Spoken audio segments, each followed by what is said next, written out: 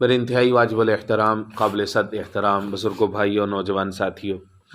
آج کے درس میں قرآن مجید کتاب حکمت کی سورہ نمبر 4 سورۃ النساء کی ایک آیت مبارکہ آیت نمبر 12 یہ شامل ہے۔ اور اس آیت مبارکہ میں کچھ مزید ذوی الفروز یعنی وہ لوگ کہ جن کے حصے قرآن و سنت سے ثابت ہیں اور مقرر شدہ ہیں ان کا تذکرہ موجود ہے۔ کل کے درس میں شامل آیت مبارکہ آیت نمبر 11 کے اندر ان عزیز رشتہ داروں کا تذکرہ تھا کہ جن کے ساتھ انسان کا جو رشتہ ہے وہ خونی ہوتا ہے یا نسبی ہوتا ہے، نسب اور خون کی بنیاد پر جن کے ساتھ رشتہ ہوتا ہے یعنی والدین اور اولاد، ان میں سے کس صورت میں کس کا کتنا حصہ ہے یہ کل آیت نمبر 11 کے اندر گزر چکا ہے۔ آیت نمبر 12 کے اندر اب دوسرے نمبر پر اس رشتے کا ذکر ہے کہ جس کا تعلق خون اور نسب سے نہیں ہوتا، بلکہ جو ہے وہ نسل انسانی کو اس کی بقا کے لیے، اس کو آگے پھیلانے کے لیے جو انسان کا رشتہ میاں اور بیوی یا زوجین کی صورت میں جڑتا ہے، ان میں سے اگر کوئی ایک فوت ہو جائے تو دوسرے وارث کا کتنا حصہ ہوتا ہے، تو آیت نمبر 12 کے اندر اس کا تذکرہ ہے۔ مزید یہ کہ آیت نمبر 12 کے اندر ایسے شخص کا تذکرہ بھی ہے، ایسے شخص کی وراثت کا تذکرہ بھی ہے جس کو کلالہ کہتے ہیں،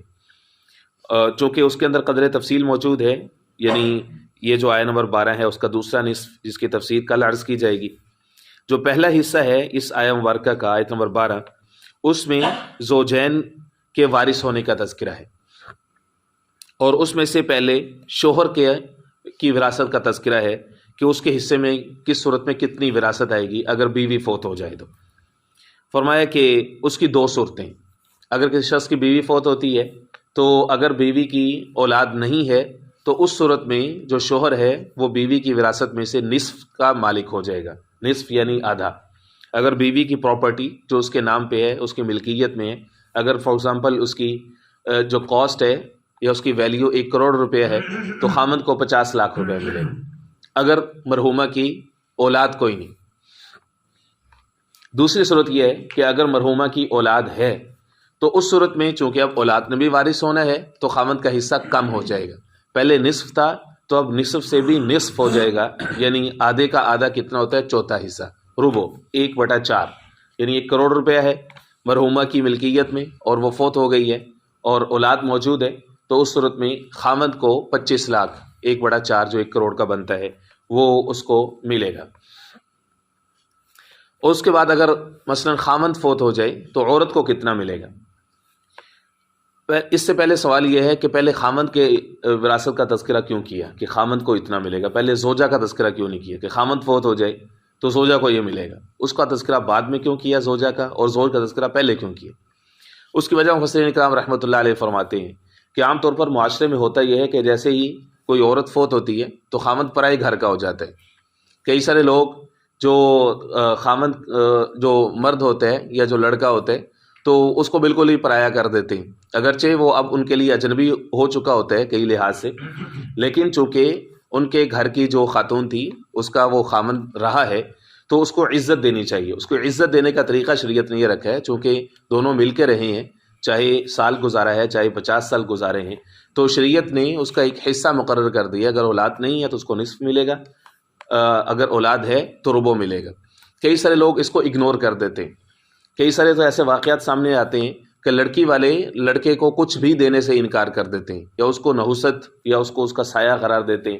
کہ تیری وجہ سے ہمارا یہ نقصان ہوا ہے۔ تو کئی سارے ایسے واقعات ہمارے شہری علاقوں میں ہوتے ہیں، دیہاتی علاقوں میں ہوتے ہیں، جو کہ نہایت افسوسناک ہے۔ جب اللہ نے ایک اصول طے کیا ہے تو اس کا مطلب یہ ہے، ہو سکتا ہے کہ وہ مال کے لیے اللہ رب العزت نے اس کا حصہ وہ رکھنا تھا، اس لیے اس کو ادھر سے ادھر بلایا ہے، تمہارے ساتھ رشتہ جوڑا ہے۔ اللہ کی حکمتوں کا کیا پتہ ہوتا ہے، ہو سکتا ہے یہ مال یقیناً جب اس پر کسی اور کا حق متعلق ہو چکے اور تم دینے سے انکاری ہو تو ہو سکتا ہے کہ اس پر جو ہے وہ تمہیں کوئی سزا مل جائے، تمہارا کوئی نقصان ہو جائے، کیونکہ جو خامند ہے آپ نے اس کا حصہ مارا ہے۔ اس لیے جب عورت فوت ہو جائے تو اس کے خامند کا جو حصہ بنتا ہے وہ اس کو دیانتداری کے ساتھ جو ہے وہ دے دینا چاہیے۔ اس کے بعد اگر خامند فوت ہو جاتے ہیں تو پھر بھی 2 صورتیں، یا تو اس کی اولاد ہوگی یا اولاد نہیں ہوگی۔ اگر خامند فوت ہو جائے اور اس کی کوئی بھی اولاد نہیں ہے تو اس صورت میں عورت کو 1/4 ملتا ہے اس کے کل مال میں سے. کل مال مثلا 1 کروڑ روپے تھا اور مرحوم کی کوئی اولاد نہیں ہے تو جو بیوہ ہے اس کو 1/4 ملے گا، یعنی 1 کروڑ کا 25 لاکھ روپے بنتا ہے. اگر اس کی اولاد ہے تو اس صورت میں اس کا حصہ کم ہو جائے گا، یعنی 1/8 ہو جائے گا، جس کو کہتے ہیں سمن. یعنی ربو جو پہلے تھا 1/4 اس کا بھی نصف 1/8 8واں حصہ. یعنی اگر 80 لاکھ روپے ہے مرحوم کی ملکیت اور اس کی پراپرٹی کی ویلیو اور جو کچھ بھی اس کی ملکیت میں 80 لاکھ روپے ہے اور اس کی اولاد بھی ہے، تو اس صورت میں اس کا 8واں حصہ 10 لاکھ بنتا ہے جو کہ اس کی بیوہ کو دے دیا جائے گا. لیکن یہ دیا کیسے جائے گا؟ اس کے لیے پھر وہی شرط ہے جو کہ کل میں عرض کر چکا ہوں کہ مال پر جو اس سے پہلے وراثت کی تقسیم سے پہلے جو 3 حقوق متعلق ہیں وہ حقوق پورے ہونے کے بعد، یعنی تجہیز و تکفین کا خرچہ نکالیں گے اس میں سے، اور اسی طرح سے اگر اس کے اوپر قرض ہے تو وہ نکالیں گے، چاہے مرحوم ہو چاہے مرحومہ ہو. قرض کی ادائیگی کے بعد تیسرا نمبر آئے گا وصیت کا. ان کی کوئی وصیت دیکھی جائے گی. وصیت کے نفاذ کے متعلق جو قانون ہے وہ میں عرض کر چکا ہوں کہ وہ صرف 1/3 میں نافذ کی جائے گی. یہ تینوں کام کرنے کے بعد پھر وراثت کی تقسیم اس انداز میں ہوگی جس طرح سے میں نے عرض کیا کہ مرحوم اگر خامند ہو تو عورت کو 2 صورتیں ہوتی، مرحوم اگر عورت فوت ہو تو اس صورت میں خامند کی بھی یہی 2 صورتیں ہوتی ہیں. کل کے درس میں انشاءاللہ العزیز آیت کا جو دوسرا نصف ہے اسی آیت نمبر 12 کا، جس میں کلالہ کا ذکر ہے. کلالہ سے مراد ایسا شخص کہ جس کے نہ اصول ہو نہ فروع ہو. اصول سے مراد یہ ہے کہ نہ اس کے اوپر کے رشتہ دار ہیں، باپ دادا وغیرہ ہیں، نہ اس کے نیچے کے رشتہ دار ہیں، بیٹا پوتا وغیرہ بیٹی پوتی وغیرہ، نیچے بھی اس کے عزیز نہیں ہیں اوپر بھی نہیں ہیں. ہاں دائیں بائیں اس کے کوئی بھائی ہیں، کوئی ماں شریک ہیں یا باپ شریک ہیں یا ماں اور باپ دونوں شریک ہیں، حقیقی ہیں.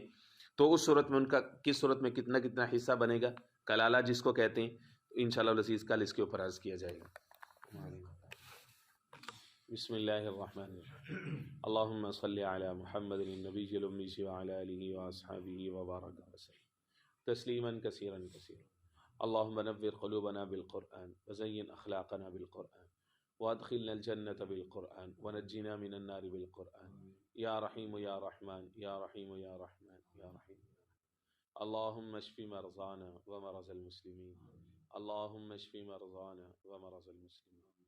صلی اللہ تعالی علی خیر خلقہ محمد وآلہ واصحابہ اجمعین.